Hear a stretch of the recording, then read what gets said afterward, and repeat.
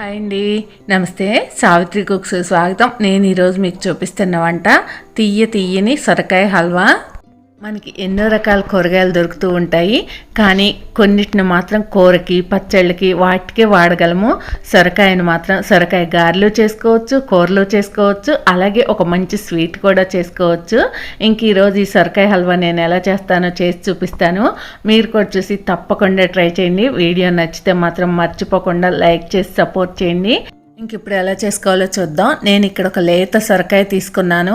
ఈ సొరకాయ అమ్మ పంపించింది. చలికాలం వచ్చిందంటే మనకి పల్లెటూరులో అయితే తెక్కాస్తాయి. ఇవి తీగలుగా అల్లుకొని ఇంకా మామూలు టైంలో అయినా మనకు మార్కెట్లో అయితే దొరుకుతూనే ఉంటాయి. ఇంకా దీన్ని ఇప్పుడు శుభ్రంగా చెక్కు తీసేసుకొని శుభ్రంగా ఒకసారి కడిగేసుకోవాలి. మనం సొరకాయని కూరకు వాడుకున్న, పులుసుకు వాడుకున్న, పచ్చడికి వాడుకున్న, స్వీట్కి వాడుకున్న, గారెలకు వాడుకున్న లేతగా ఉంటే చాలా బాగుంటుంది. ఇంక ఇప్పుడు ఇలా శుభ్రంగా కడిగిన తర్వాత ఇలా సగానికి మళ్ళీ ముక్కలుగా కట్ చేసుకోవాలి.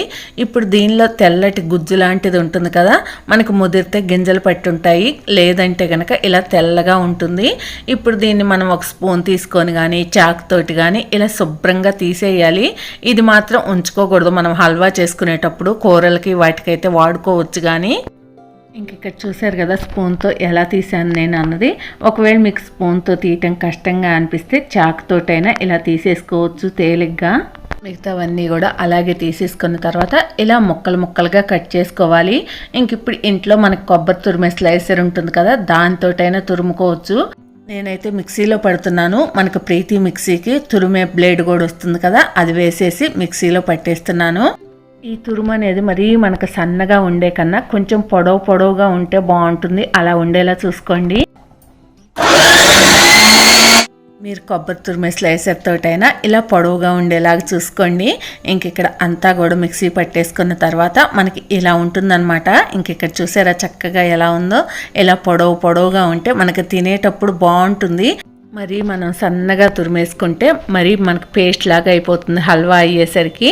ఇంక ఇక్కడ మనం తురుముకున్న తురుము అనేది 2 కప్పులు అయింది. మనకు పంచదార అది కొలుచుకోవాలి కాబట్టి ఇక్కడ నేను మీకు కొలిసి చూపిస్తున్నాను. ఇంక ఇప్పుడు స్టవ్ వెలిగించుకొని కడాయి పెట్టేసుకొని 2 టేబుల్ స్పూన్లు నెయ్యి వేసుకోవాలి. నేను తీసుకున్న తురుము అనేది ఒక 1/2 కేజీ వరకు ఉంటుంది. ఆ లెక్కన వేసుకోండి నెయ్యి.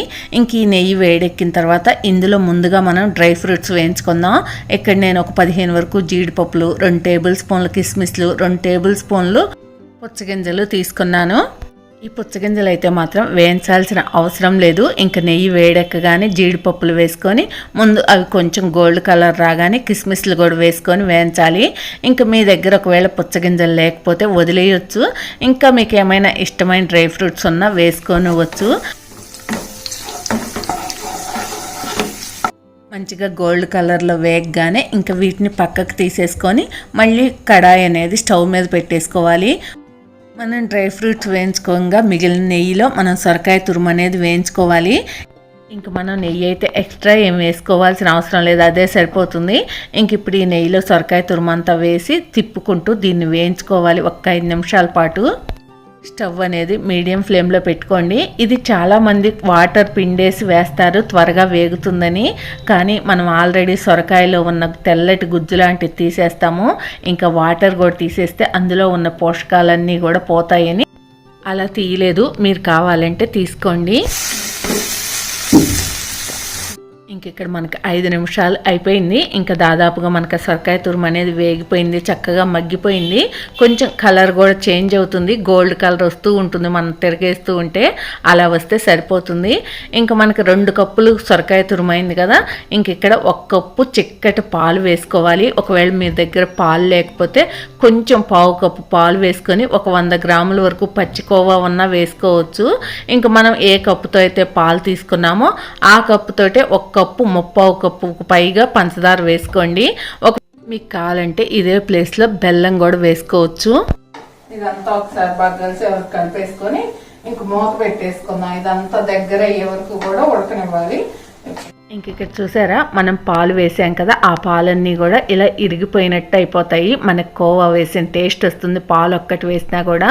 ఇంక ఇక్కడ మూత పెట్టేసి ఇంక ఇదంతా కూడా దగ్గర అయ్యే వరకు ఉడికించుకోవాలి. మధ్య మధ్యలో మాత్రం తిప్పుకుంటూ ఉండండి. ఆ క్లిప్ మిస్ అయింది.